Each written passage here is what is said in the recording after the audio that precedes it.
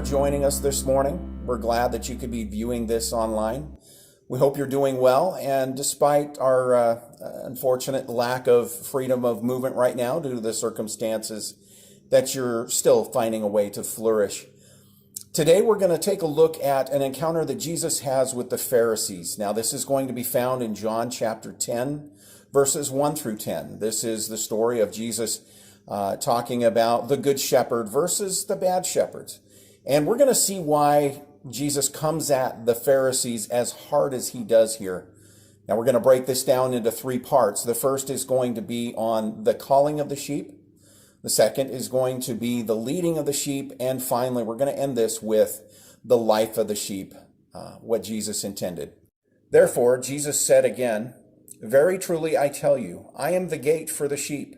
All who have come before me are thieves and robbers, but the sheep have not listened to them. I am the gate. Whoever enters through me will be saved. They will come in and go out and find pasture. The thief comes only to steal, kill, and destroy. I have come that they may have life and have it to the full." May God bless the reading of his word. Now, last week I received a phone call. When I looked at my phone, I didn't recognize the number of the person that was calling me. So I answered the phone. I said hello, and this person said, "Hey, how you doing?" Now, I didn't recognize the voice at all. And so I hesitantly responded by saying, "Fine, how are you?" Which signaled to the person calling me that they knew I didn't know who it was. And so, yeah, the person says to me, "You don't know who this is, do you?" To which I replied, "I feel like I should know, but I don't." And the person started laughing. As soon as they started laughing, I knew who it was. And I'm like, "Oh, this is so-and-so. Yeah, I'm sorry, I didn't have your name programmed into my phone." And see, the problem was even though I really like this person, I don't get to spend enough time with this person. I haven't been around them as much as I would really like. I really appreciate this brother, but I just don't see them that often. I'm not able to talk to them as often as I would like. And so there was some confusion on my part. Now let's turn that story around and say, what if somebody had called you, but you don't recognize their number? Maybe they got a new phone, a new number. But right away, as soon as you heard that voice, you're like, "Oh, this is the person I love. This is the person that is special to me." And if that had been so, then you would know instinctively by just hearing their voice what kind of mood they're in. You would know if something was bothering them. You'd know if they're happy. And you'd really know if you were in trouble. So Jesus talked about how the sheep would hear his voice. They would know that it is him. And that's the kind of intimacy that Jesus is talking about here. Now, to see why this encounter is taking place, we need to consider what has happened just before this. In the previous chapter, John chapter 9, we're going to see that there was a man that was born blind, that Jesus actually heals. And the Pharisees seek him out, and he's in a bit of hot water with them because this healing takes place on the Sabbath, which was a big no-no. Well, they get into a little tit for tat with the blind man, and things don't go well for him. In fact, he gets excommunicated basically from the community. So we aren't just looking at something where here, if we get kicked out of a church, fine. There's one on the next block or the next one after that, or there's any hundreds of choices to go to. That wasn't so for the man who was born blind, who was healed by Jesus. Jesus then finds him and begins to have a confrontation with the Pharisees about this. And so this takes us up to speed of where we're at now. So Jesus would tell them the story of the Good Shepherd. And to the Pharisees' religiously trained minds, they would have immediately recalled another story that takes place in Ezekiel chapter 34. Now, Ezekiel is going to give a very stern prophetic word against the shepherds of Israel for, well, the way that they are taking advantage of their situation, the way that they are getting rich off of the flock of God, the way that they are mistreating the flock that they're supposed to be shepherding. In any way, shape, or form, they are failing. And there is a strong indictment coming by way of this word of the Lord from Ezekiel about it. God is going to hold them to account. By contrast, Ezekiel is now going to talk about what the Lord looks like when he shepherds his people. In verses 11 and 12, he says, I myself will search for my sheep and look after them as a shepherd looks after his scattered flock when he's with them. So I will look after my sheep. I will rescue them from all the places where they were scattered on a day of clouds and darkness. And then again in verses 15 and 16, he says, I myself will tend my sheep and have them lie down, declares the sovereign Lord. I will search for the lost and bring back the strays, and I will bind up the injured and strengthen the weak. Again, the Pharisees wouldn't have mistaken Jesus' meaning at that point once he has finished talking about that prophecy, that he was referring to them. Jesus draws a very sharp distinction between them and himself as a work of shepherding. So what are some of the distinctives of a bad shepherd versus Jesus, who's our good shepherd? One of the ways that you can spot a bad shepherd of the sheep is those who get wealthy off of the sheep. Does any TV preachers come to mind? How about those that take advantage of the flock for their own gain? Those that have no concern for the weak and the needy. Those that rule with an iron fist and self-seeking for their own prestige and power. And these were all things that were brought up in Ezekiel's prophecy. What then has Jesus shown us that would be distinctives of a good shepherd? Well, one who offers protection, who gives shelter and safety, who cares for the needs of the flock, especially those in need, who takes responsibility as well for making sure that they know his voice. And he cares for and lays down his life for the entire flock, not just a select few. And a good shepherd would be with his sheep throughout the duration of their lives, never to leave them, never to forsake them. Theirs will be a relationship that is built on trust. And unlike cattle who need to be driven, sheep need merely to be led, and to be led gently. With social media, political discourse, and a bombardment of advertisement that's everywhere, there exists a constant flow of static that can make it really difficult sometimes to distinguish the voice of the shepherd. It's because of these things that we should pause often to ask ourselves, who is leading us? What are we following? Whose voice are we listening to? Because it's going to go one or two ways. The voice of the shepherd is going to lead us to others rather than self-interest. It's going to lead us towards unity rather than divisiveness. The voice of the shepherd is going to lead us towards humility and service to others rather than our own power and prestige. The voice of the shepherd is going to lead us towards the neglected, those in society that have special needs, rather than our own self-gratification and the attitude of, I have to get mine.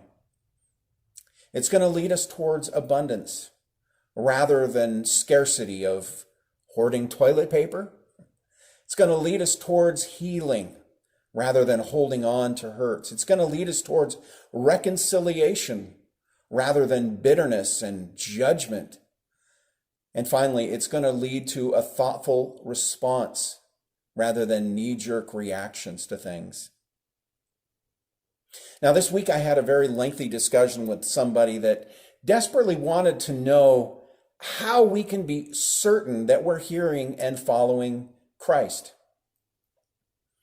And every answer I was giving was not enough. He had to have that certainty. He had to know. There had to be a Bible verse. There had to be a voice from God. There had to be.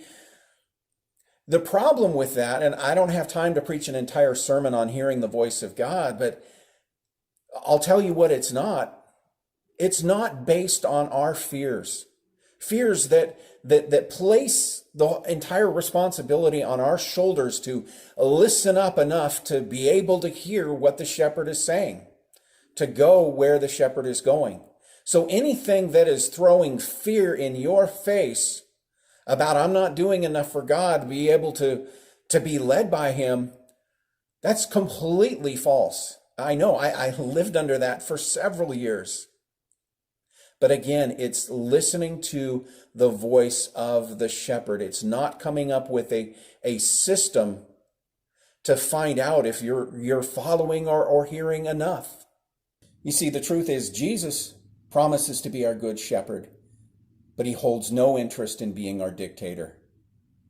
If we still needed something like that, we might as well go back to the old covenant with all of its laws and regulations.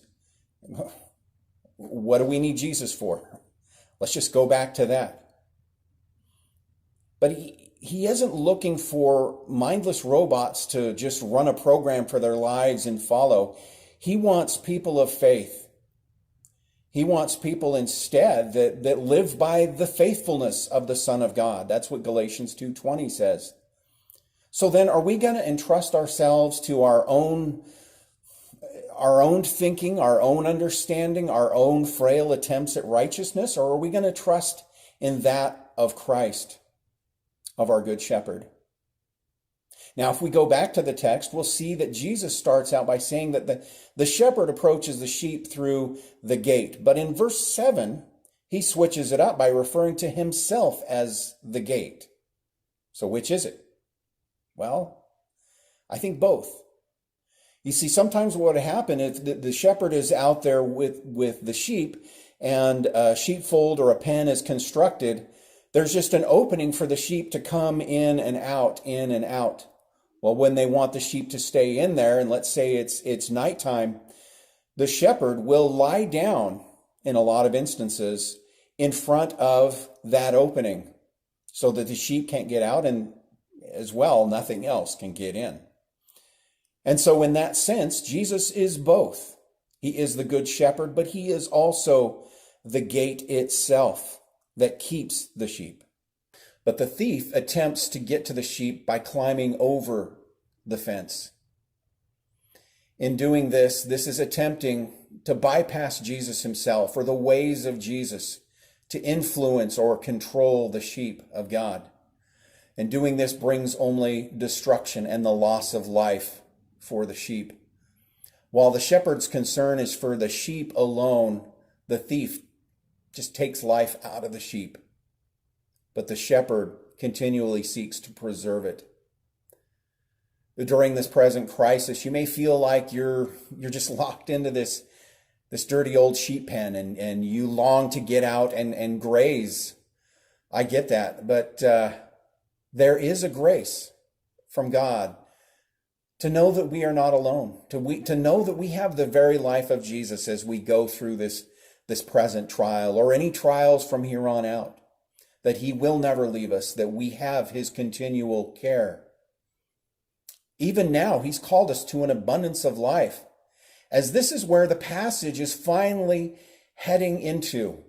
This is the crux of what Jesus is getting at, that he came to give us life, and that life should overflow. It should be abundant. That's the life that he desires for us. It's the default experience that he wants us to have in him.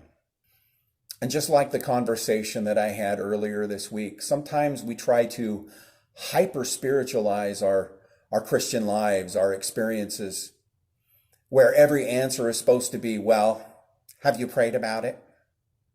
Or what does the Bible say? Now, I know I'm making fun of it, and you should pray about things. And your life should be scriptural. I get that. But there's so much more to receiving the inspiration that God provides for us than just the simple pat answers that we sometimes hear from others or that we're tempted to give. And sometimes we're going to receive this life from something inspiring that we're reading, even if it's not the Bible. Or it could be coming from nature, spending time out there gardening, taking a hike, watching a program that's also inspirational, something that speaks to your soul. How about working out, doing yoga? What about working on a relationship or repairing a relationship that has been damaged? How about volunteering your time to a special cause that's on your heart that maybe that was God that placed it there? And of course, yes, by all means, read your Bible, but read it with a purpose, or times of prayer. It's all valid. But sometimes we, like the Pharisees, can get so caught up in looking for that certain Bible verse that we can't see the forest through the trees. And oftentimes our heavenly shepherd gives us the most obvious displays of his love and care and attention while we're looking around us for something else. But instead, how about if you did this? The next time that it rains, realize that in due time, we are going to see a harvest of crops. We're going to see God's provision. In that, God is saying, I care for you. Next time you hear a song on the radio that just deeply resonates to your soul, realize that it is God saying, I know you. Next time you witness something beautiful in nature like a sunset or a waterfall, God is saying, I knew that this would bless you. Next time you receive a thoughtful card or a text from a friend or a gift, a hug, when we're able to do that again, or any act of love, recognize that God is the source of that, even if it came from others. And realize that God is saying, I love you deeply, and I'm thinking about you. The tendency for us is to take these things as commonplace. It's just part of life, right? We take them for granted rather than internalizing them as the loving action spurred on by our intimate shepherd. Hopefully today we have been able to see a little bit more about our shepherd and the goodness that he provides us with, the relationship that we have. My prayer for each of us this week that we would continue to respond to the gentle, wooing voice of our great shepherd, that we would take time to silence those outside voices for a while, those outside influences that sometimes seek to take away from the life we were meant to experience in Christ. May this be a week in which our eyes are open to the leading of God, our shepherd, and that, as Psalm 23 says, that he will lead us beside still waters and that he restores our soul. May our eyes also be open to seeing the abundance that he has laid out for us. And may you be caught up in gratitude while sharing this life with others. Thank you for taking the time to view this today. Take care of yourselves, stay safe, love fully, laugh often, and skip the decaf. Have a great week, guys.